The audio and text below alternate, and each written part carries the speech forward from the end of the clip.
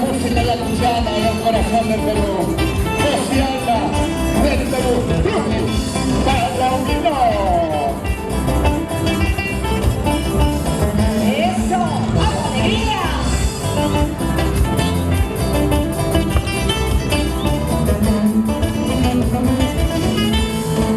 Quisiera morirme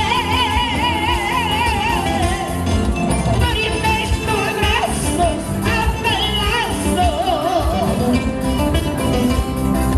Quisiera morirme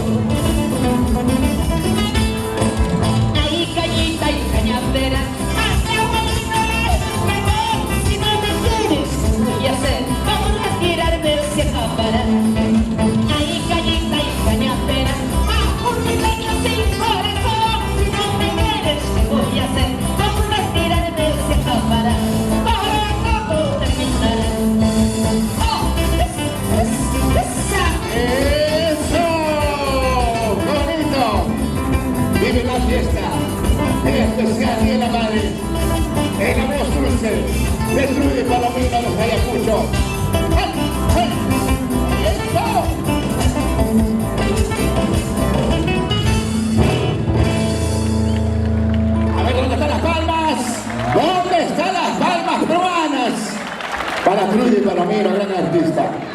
Muy buenas tardes, queridos amigos. Yo no sé por qué suena mejor cuando no tocan los músicos. Buenas tardes, queridas madrecitas lindas en su día. En nuestro día hoy día tenemos que celebrar. Están tristes. ¿Qué pasó los chicos? Saquen la mano del bolsillo. Saquen de jugar con las canicas, por favor. ¿Ah? Pónganle más emoción, chicos, por favor. Para que las mamitas estén felices, contentas. Allá la mamacita, mi amiguita que está vendiendo su disco, por favor no me enseñes lo que estoy mirando. No te agaches mucho. Ay, ay, ay. Todo me está enseñando, hasta el hígado le he visto.